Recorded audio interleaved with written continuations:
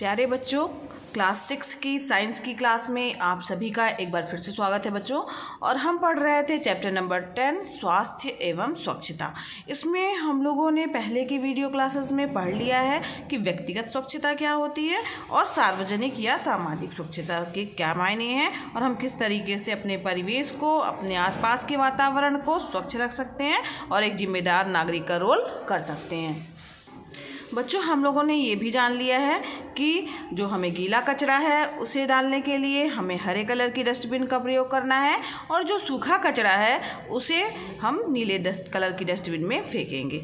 तो इस चीज़ का ध्यान रखेंगे, आसपास के परिवेश को साफ रखेंगे, विद्यालय में भी हम कचरा नहीं फैलाएंगे और सड़क के किनारे भी या नदी के किनारे जो है उन सब में भी हम ध्यान रखेंगे कि हमें कचरा केवल डस्टबिन में ही डालना है। आजकल आप देखिए हर जगह आपको डस्टबिन जो है, आप थोड़ा सा देखेंगे, मेहनत करेंगे तो आपको दिखेगी डस्टबिन। हर जगह आजकल डस्टबिन रखी रहती है, हर सार्वजनिक स्थानों पर डस्टबिन दिखती है। थोड़ी आगे पीछे जाके आप देख सकते हैं और उसमें आपको अपना कचरा डालना है और हमें अपनी क्लीन सिटी, ग्रीन सिटी को जो है योजना को साकार करना है और अपनी सिटी को जो है वो साफ स्वच्छ रखना है।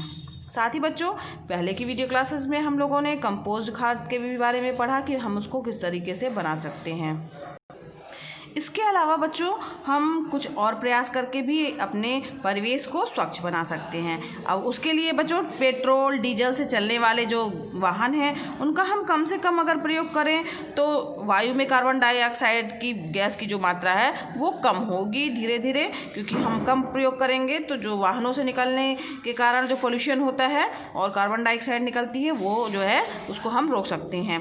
धुआं रहित बच्चों चूल्हे का प्रयोग जो है करना चाहिए जिसमें से धुआं ना निकले। तो उसके लिए हम लोग जो है वो गैस चूल्हे जो हैं सभी के घरों में आजकल हैं तो उसका प्रयोग करते ही हैं। और खेती जब हम कर रहे हैं तो उसमें जो है कीटनाशक रसायनों का प्रयोग नहीं करना चाहिए, जिससे हमारा जो है वो पोल्यूशन जो है होता है। साथ ही साथ जो बच्चों मिट्टी भी जो है वो ख़राब होती है, तो उस चीज़ का भी ध्यान रखना चाहिए कि अत्यधिक रासायनिक जो है रसायनों का प्रयोग, कीटनाशकों का प्रयोग नहीं करना चाहिए। अस्पताल में प्रयुक्त प्लास्टर पट्टी, शीशी, बोतल, सुई, दवा प्रयोग करने के बाद बची हुई जो पन्नियां हैं बच्चों, और ऑपरेशन के बाद भी जो कचरा निकलता है जिसे मेडिकल अपशिष्ट कहते हैं, अपशिष्ट पदार्थ कहलाते हैं और मेडिकल कचरा कहते हैं जिसको, तो उसका निस्तारण जो है अन्य कचरों के साथ नहीं करना चाहिए। ऐसा ना हो कि हम सारे जहाँ खुले जगह पर उसको फेंक दें, क्योंकि ये अत्यधिक जो है बच्चों संक्रमित होते हैं। इन्हें कूड़े करकट के ढेर के साथ फेंकना नहीं चाहिए।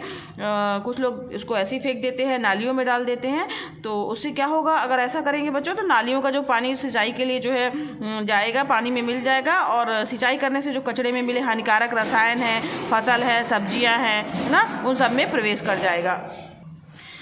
तो जब ये सब्ज़ी और रासायनिक जो सब्जियों में जो फसलें हैं उन सब में जो है ये हानिकारक रसायन अगर प्रवेश कर जाएंगे तो हम इन्हीं सब्जियों और फलों का प्रयोग करेंगे तो इससे क्या होगा बच्चों, हम लोग रोग से ग्रसित हो जाएंगे।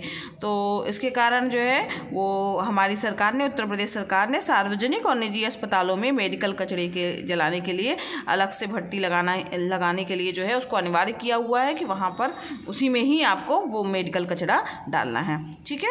सार्वजनिक जो खाली जगह है, खाली भूमि है, तो वहाँ पर वृक्षारोपण करना चाहिए, पेड़ लगाने चाहिए हमें, ताकि जो है पेड़ ज़्यादा से ज़्यादा रहेंगे तो जो है पेड़ों के लाभों के बारे में आप जानते ही हैं। तो वातावरण भी हमारा शुद्ध होगा, वायु को भी शुद्ध करते हैं और उपयोगी भी हमारे लिए, ऑक्सीजन का निर्माण करते हैं। तो जो सार्वजनिक खाली जगह है वहाँ पर पेड़ को लगाना चाहिए। जो सार्वजनिक कूड़ा घर हैं और जो गड्ढे हैं उनका भी निर्माण करना चाहिए, ताकि जो लोग जो है वो इधर उधर कचरा ना फेंक करके उन सार्वजनिक कूड़ा घरों में कचरा फेंकें। स्वच्छता एवं सफाई के लिए समुदाय से मिलकर के जन जागरण अभियान भी चलाना चाहिए। लोगों को भी बताना चाहिए कि आप गंदगी ना फैलाएं या इस तरीके से आप किस तरीके से आप ऐसा करने से रोक सकते हैं, अपने आसपास के वातावरण को साफ कर सकते हैं। तो उसके लिए जन जागरण अभियान भी ज़रूरी है। बच्चों, जो नहर है, तालाब है, अन्य जलाशय हैं, तो अक्सर हम देखते हैं कि लोग अपने पशुओं को वहीं पर नहलाने लगते हैं। कुछ लोग वहाँ पर अपने कपड़े धुलने लगते हैं। तो क्या सही है? आप बताइए, ऐसा करना चाहिए? नहीं ना।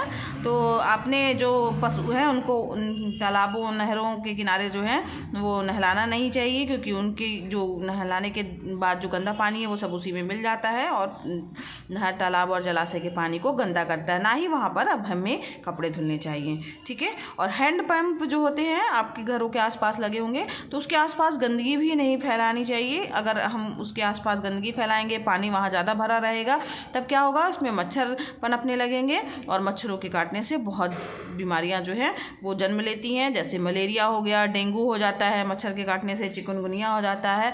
तो इन बीमारियों से बचने के लिए कमरों की नियमित सफाई हमें करनी चाहिए। साथ ही साथ बच्चों, समय समय पर कीटनाशक दवाओं का छिड़काव भी करना चाहिए और मच्छरदानी का प्रयोग करना चाहिए सोते समय, ठीक है। अब और साथ ही बच्चों, जो प्लास्टिक की थैलियां हैं उसके प्रयोग से हमें बचना चाहिए। कोशिश करें आप कि एक छोटा सा झोला जो है वो अपने पास रखें, पतला सा झोला। और जब भी कोई सामान अगर मान लीजिए आपको मार्केट में ख़रीदना है तो उसी झोले में आप सामान लीजिए। प्लास्टिक के लिए मना कर दीजिए। लोगों को भी पॉलीथीन जो है वो, चूँकि पॉलीथीन बच्चों बहुत सालों, हज़ारों सालों तक जो है वैसे का वैसा रहता है, नुकसान करता है। आसपास अगर हम पॉलीथीन फेंक देते हैं तो उसको हमारे जानवर खाते हैं, जिसके कारण उनके लिए भी नुकसानदायक है। वो बीमार हो सकते हैं और उनकी जान भी जा सकती है। तो पॉलीथीन की थैलियों का प्रयोग करने से जो है वो हमें बचना चाहिए और कम से कम इसका प्रयोग करना चाहिए, ठीक है।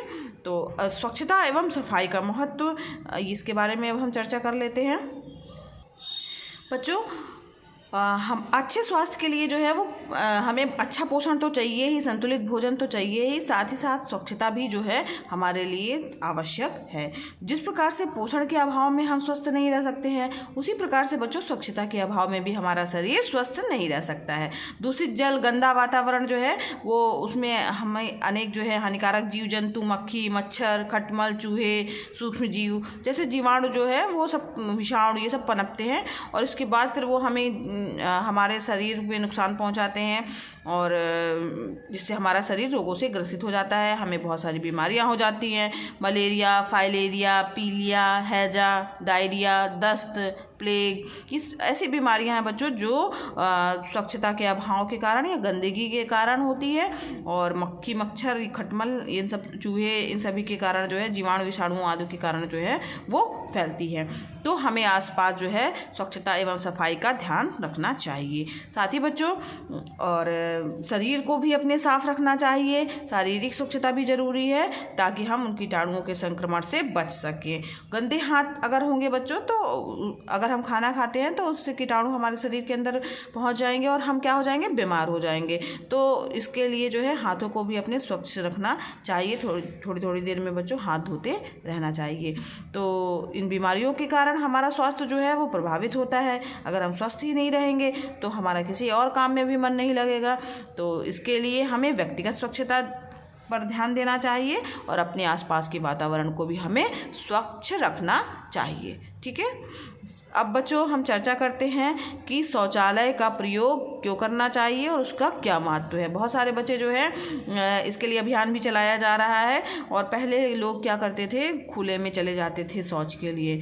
तो शौच के लिए जो है वो खुले में नहीं जाना है, उसके लिए किसका प्रयोग करना है बच्चों, शौचालय का प्रयोग करना है। इस प्रकार बच्चों, स्वच्छता एवं सफाई का हमारे जीवन में बहुत ही महत्व है। और शौचालय का प्रयोग जो है और महत्व क्या है शौचालय के लिए के बारे में जो है, शौचालय की स्वच्छता और शौचालय का क्या लाभ है कि अगर हम उसको बनाएंगे तो हमें क्या लाभ मिलेगा, और साथ ही अगर हम खुले में शौच करेंगे बच्चों तो उसका क्या दुष्परिणाम होगा। इसकी चर्चा हम अगले वीडियो क्लासेस में करेंगे। आज के लिए बच्चों बस इतना ही। और अगर बच्चों पढ़ाना पसंद आ रहा हो तो वीडियो को लाइक कीजिएगा। आप अगर चैनल पर नए हैं बच्चों तो चैनल को सब्सक्राइब कीजिए। ये वीडियो क्लासेस आप सभी के लिए एकदम फ्री है, आप भी इसका लाभ लीजिए, दूसरे बच्चों को भी शेयर कीजिए ताकि वो भी इसका लाभ ले सके। धन्यवाद बच्चों, मिलते हैं नेक्स्ट वीडियो क्लास में।